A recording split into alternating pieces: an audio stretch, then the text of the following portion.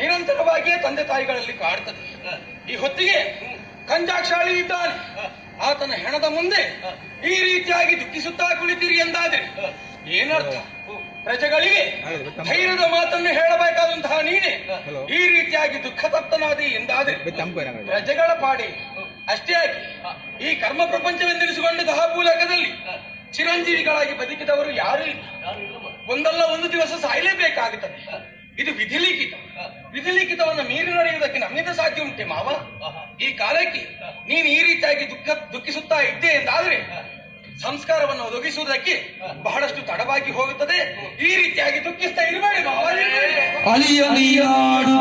ಸಹಜವೀ ಅಳಿದ ದಿಗದ ಪ್ರೇತ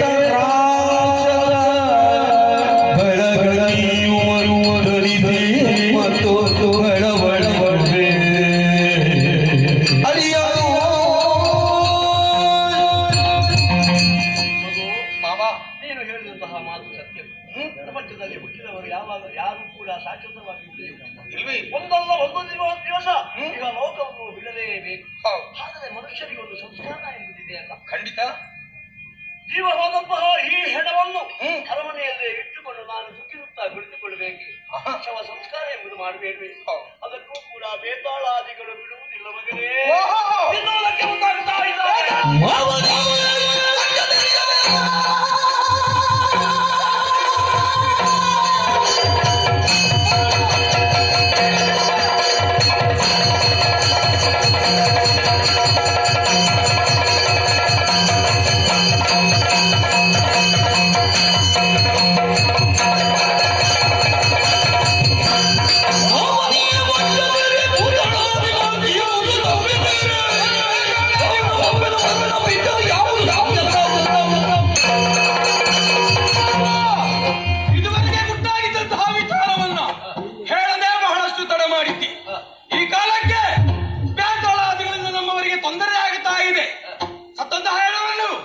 ಭಕ್ಷಿಸುವುದಕ್ಕಾಗಿ ಬರ್ತಾರನ್ನುವಂತಹ ವಿಚಾರ ಇನ್ನೊಬ್ಬ ಇದ್ದರೆ ಹೇಳಿದ್ದು ಒಳ್ಳೆದಾಯಿತು. ಈ ಕೇಳಿದ ಬಳಿಕ ರಾಜಹಂಸ ಸುಮ್ಮನಿರುವವನೆಲ್ಲ ಹಿಡಿದಂತಹ ಚಂದ್ರಾಯುಧದ ಪ್ರಭಾವದಿಂದ ಆ ಬೇತಾಳಾದಿಗಳನ್ನು ನಂಬಿಸಿ ನಾನು ಬರ್ತೇನೆ. ಸಂಸ್ಕಾರವನ್ನು ನಾನು ಎಸಗು ಹಾಗೆ ಮಾಡ್ತೇನೆ. ಆಶೀರ್ವಾದ ಇರಲಿ. ಹೆಣ ನನ್ನ ಜೊತೆಗೆ ಇರ್ತದೆ. ಮಾವ ಚಿಂತೆ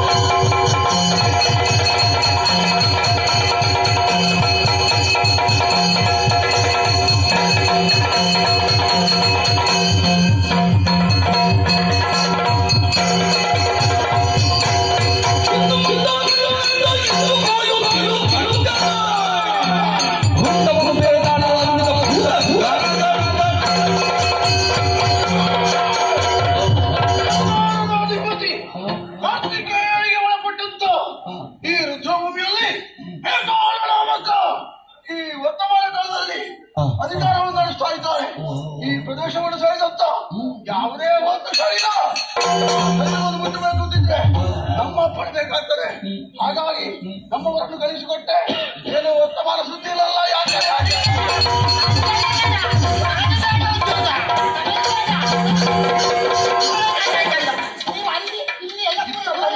ಸರಿ ಮಾಡುವುದಿಲ್ಲ.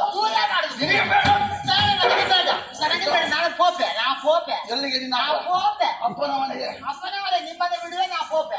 ನನಗೆ ಉದ್ಯೋಗ ಬೇಡ. ರಾಜೀನಾಮೆ ಒಪ್ಪಿಕೊಂಡವ ನೀನಲ್ವಾ? 7 ದಿನ ಸಂಕಟ ಮಾಡಿ